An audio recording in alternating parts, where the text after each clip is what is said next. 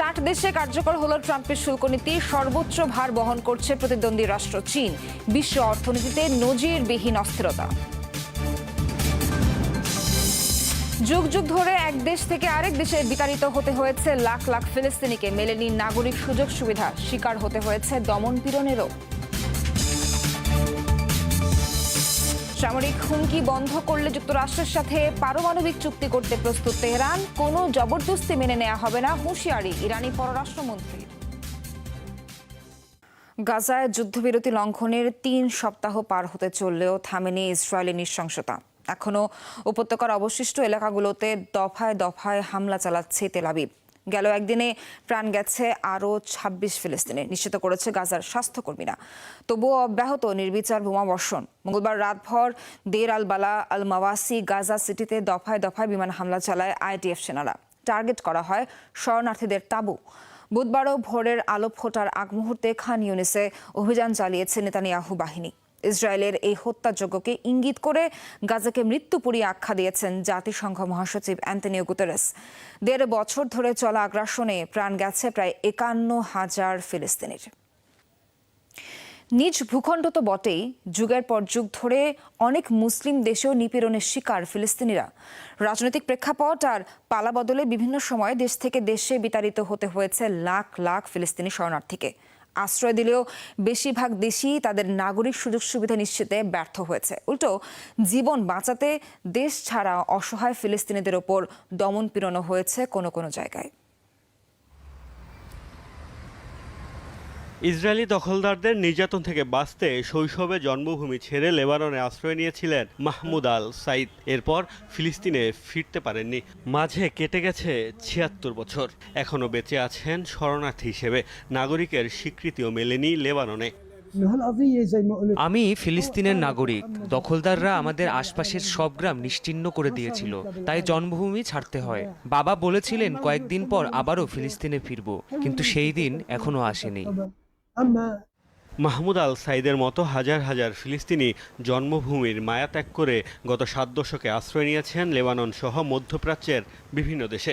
যুগের পর যুগ ধরে শরণার্থী শিবিরে বাস করা এসব ফিলিস্তিনির নাগরিক অধিকার নিশ্চিত করেনি অঞ্চলটির কোনো শাসক। এমনকি ইসরায়েল বিরোধী কঠোর অবস্থান থাকা লেবাননেও নিয়মিত হামলার লক্ষ্য হয়েছে শরণার্থী শিবির। আরব ইসরায়েল যুদ্ধের জেরে লাখ লাখ ফিলিস্তিনি শরণার্থী আশ্রয় নিয়েছিল জর্ডানে। 1970 সালে তৎকালীন বাদশাহ হুসাইনের উপর হামলার ঘটনায় শুরু হয় গৃহযুদ্ধ। তখনও নিপীড়নের শিকার হন ফিলিস্তিনিরা। হাজার হাজার শরণার্থীকে বের করে দেওয়া হয় জর্ডান থেকে। কুয়েতকে একসময় ভাবা হতো ফিলিস্তিনি নেতা ইয়াসির আরাফাতের অন্যতম পৃষ্ঠপোষক।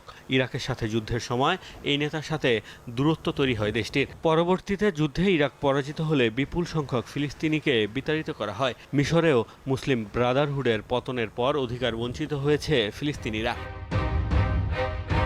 বলা হয় প্রেসিডেন্ট সাদ্দাম হোসেনের সময় সবচেয়ে বেশি সুযোগ সুবিধা পেয়েছিল ইরাকে বসবাসরত ফিলিস্তিনিরা। সাদ্দামের পতনের পর শিয়াপন্থী গোষ্ঠীগুলোর নিপীড়নের শিকার হতে হয়েছে তাদের। 1979 সালে প্রথম মুসলিম দেশ হিসেবে তেল আবিবের সাথে শান্তি চুক্তির মাধ্যমে সম্পর্ক স্বাভাবিক করে মিশর। এরপর শান্তি চুক্তি করে জর্ডানও।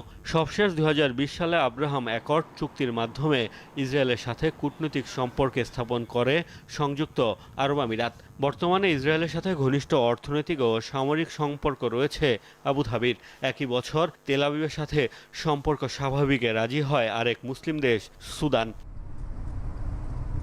এটা বললে হয়তো ভুল হবে না, ইসরায়েলের সাথে দহরম মহরম সম্পর্কের মাধ্যমে গাজায় আগ্রাসনেও পরোক্ষ ভূমিকা আছে দেশগুলোর। ইসরায়েলের বিরুদ্ধে জিহাদের ফতোয়াকে প্রত্যাখ্যান করল মুসলিম দেশ মিশরের গ্র্যান্ড মুফতি ডক্টর নাজির মোহাম্মদ আয়াদ। একই সাথে এ ধরনের আহ্বানকে দায়িত্বজ্ঞানহীন আখ্যা দিয়েছেন আলোচিত ইসলামিক এই স্কলার। এমন সূক্ষ্ম এবং জটিল বিষয়ে শরিয়া লঙ্ঘন করে ফতোয়া জারির অধিকার নেই কোনো নির্দিষ্ট গোষ্ঠী কিংবা সত্তার বলে দাবি করেন নাজির আয়াদ। বলেন, বৈধ কোনো কর্তৃপক্ষই ইসলামী জিহাদের ঘোষণা করতে পারে। এ ধরনের পদক্ষেপে মুসলিম রাষ্ট্রের স্থিতিশীলতা বিপন্ন হতে পারে বলে শঙ্কা তার। ফিলিস্তিনিদের জন্য কোনো সুরাহা না করতে পারলেও গাজায় নৃশংসতা আরও বাড়াতে পারে এমন কর্মকাণ্ড পরিহার করতে বলেন মিশরের সর্বোচ্চ ধর্মীয় এই ব্যক্তি। এর আগে ইসরায়েলের বিরুদ্ধে বিশ্বের সব মুসলিম এবং মুসলিম সংখ্যাগরিষ্ঠ দেশগুলোকে জিহাদের আহ্বান জানিয়ে ফতোয়া জারি করে ইন্টারন্যাশনাল ইউনিয়ন অফ মুসলিম স্কলার্সের চিন্তাবিদরা। সংগঠনটির মহাসচিব আলী আল কারদাঘিকে মধ্যপ্রাচ্যের অন্যতম সম্মানিত ধর্মীয় ব্যক্তিত্ব হিসেবে বিবেচনা করা হয়ে থাকে। তার জারি করা ফতোয়াগুলি বিশ্বের মুসলিমদের মাঝে ব্যাপক তাৎপর্য বহন করে। সামরিক হুমকি বন্ধ করলে যুক্তরাষ্ট্রের সাথে পারমাণবিক চুক্তি করতে প্রস্তুত ইরান, এমনটা জানিয়েছেন ইরানের পররাষ্ট্রমন্ত্রী আব্বাস আরাগসি। বলেন, তেহরানকে আলোচনার টেবিলে নেয়ার আগে ওয়াশিংটনকে অবশ্যই সামরিক পদক্ষেপকে বিকল্প হিসেবে গ্রহণের বিষয়টি বাদ দিতে হবে। ইরান কখনোই জবরদস্তি মেনে নেবে না বলেও মন্তব্য করেন তিনি। শনিবার পরমাণু ইস্যুতে ওমানের দেশ দুটির মধ্যে উচ্চ পর্যায়ের বৈঠক হওয়ার কথা। এর আগে পারমাণবিক চুক্তি সংক্রান্ত ইস্যুতে পরস্পরকে পাল্টাপাল্টি হুমকি দেয় যুক্তরাষ্ট্র ইরান। 2018 সালে ইরানের সাথে পারমাণবিক শক্তিধর 6 দেশের চুক্তি থেকে বেরিয়ে যায় যুক্তরাষ্ট্র। একের পর এক মার্কিন নিষেধাজ্ঞায় পরে তেহরান। এদিকে ইরানের কাছে কোনো ধরনের পারমাণবিক অস্ত্র থাকতে পারবে না বলে মার্কিন প্রেসিডেন্টের সঙ্গে একমত হয়েছে ইসরায়েলের প্রধানমন্ত্রী বেনিয়ামিন নেতানিয়াহু।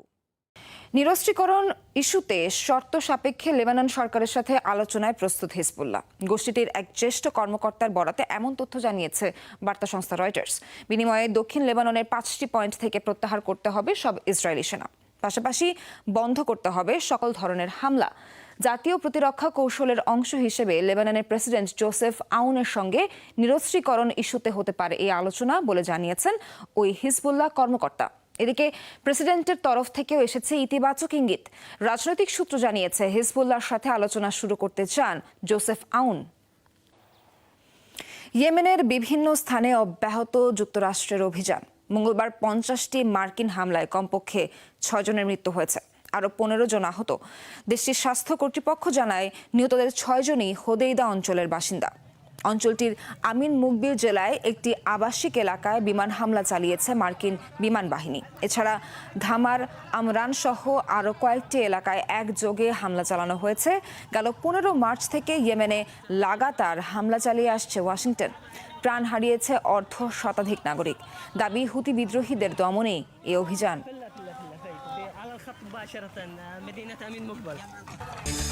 শুল্কের বিস্ফোরণ ঘটল গোটা বিশ্বে। পৃথিবীব্যাপী কার্যকর হলো যুক্তরাষ্ট্রের চাপানো শুল্কের বোঝা। মার্কিন প্রেসিডেন্ট ডোনাল্ড ট্রাম্পের পূর্ব ঘোষিত সিদ্ধান্ত অনুযায়ী বুধবার 10 থেকে 50% শুল্ক কার্যকর হলো বাংলাদেশ সহ 60টি দেশে। সর্বোচ্চ 104% শুল্কের ভার বহন করতে হচ্ছে বিশ্বের দ্বিতীয় বৃহত্তম অর্থনীতির দেশ চীনকে।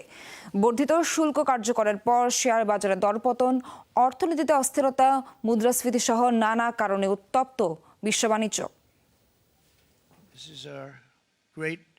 গেল বুধবার হোয়াইট হাউসে বিশ্বব্যাপী শুল্কারোপের বিশাল পরিকল্পনা হাতে নিয়ে হাজির হন মার্কিন প্রেসিডেন্ট ডোনাল্ড ট্রাম্প। 185টি দেশ সহ বেশ কিছু অঞ্চলের উপর ঘোষণা দেন শুল্কারোপের। এক সপ্তাহ পর গোটা পৃথিবীতে বোমার মতো বিস্ফোরিত হলো যুক্তরাষ্ট্রের শুল্ক। ন্যূনতম 10 থেকে 50% পর্যন্ত বর্ধিত শুল্ক কার্যকর হলো 60টি দেশে, অর্থাৎ 37% শুল্ক খরগে পড়া বাংলাদেশও রয়েছে এ তালিকায়। তবে একেবারেই ভিন্ন চিত্র চীনের ক্ষেত্রে। বিশ্ব বাণিজ্যে যুক্তরাষ্ট্রের সবচেয়ে বড় প্রতিদ্বন্দ্বী দেশটিকে মার্কিন মূল্যকে পণ্য রফতানি করতে হলে গুনতে হবে 104% শুল্ক। এই মুহূর্তে চীন আমাদের 104% শুল্ক দিচ্ছে। চিন্তা করুন, 104%। এখন এটা শুনতে হাস্যকর মনে হলেও অতীতে আমাদের সাথে এমন অনেকবার করেছে। 100-125% পর্যন্ত শুল্ক আরোপ করেছে। অনেক দেশ এটা করে আমাদের ক্ষতিগ্রস্ত করেছে। ক্ষমতার প্রথম মেয়াদে চীনা পণ্যের উপর 10% শুল্ক আরোপ করেছিলেন ডোনাল্ড ট্রাম্প। এরপর দ্বিতীয় দফায় ক্ষমতায় এসে অতিরিক্ত 10% শুল্ক আরোপ কার্যকর করেন বেইজিং এর উপর। গেল সপ্তাহে 185টি দেশের পাশাপাশি চীনের উপর আরও 34% শুল্ক যুক্ত করেন তিনি। সবশেষ বেইজিং এর পাল্টা পদক্ষেপের জবাবে এবার 50% সহ মোট 104% শুল্ক আরোপ করলেন মার্কিন প্রেসিডেন্ট। তারা যতক্ষণ আমাদের সাথে চুক্তি করছে ততক্ষণ এটা চলবে। আমি মনে করি চীন যুক্তরাষ্ট্রের সাথে চুক্তি করবে। তারা সত্যিই চুক্তি করতে চায়, কিন্তু নিজের আগ্রহ দেখিয়ে আলোচনা শুরু করতে চায় না তারা। এদিকে চীনও মার্কিন পণ্যে পাল্টা 34% শুল্কারোপের ঘোষণা দেয়, যা কার্যকর হবে বৃহস্পতিবার থেকে। যুক্তরাষ্ট্রের বাড়তি শুল্কারোপের বিরুদ্ধে শেষ পর্যন্ত লড়াই চালিয়ে যাওয়ার হুঁশিয়ারিও দিয়েছে বেইজিং। এদিকে মার্কিন শুল্ক নীতি কার্যকরের পর বিশ্ব অর্থনীতিতে দেখা দিয়েছে ব্যাপক অস্থিরতা। কমেছে যুক্তরাষ্ট্রের S&P, নাসডাক সহ ইউরোপের একাধিক শেয়ার বাজারের সূচক। টালমাটাল এশিয়ার পুঁজিবাজারও। 4% বেশি দরপতন হয়েছে জাপানের নিক্কেইতে। বেড়েছে মার্কিন দীর্ঘমেয়াদী বন্ডের সুদহার, কমেছে ডলারের দর। অন্যদিকে বিশ্ববাজারে আবারও বৃদ্ধি পেয়েছে স্বর্ণমূল্য।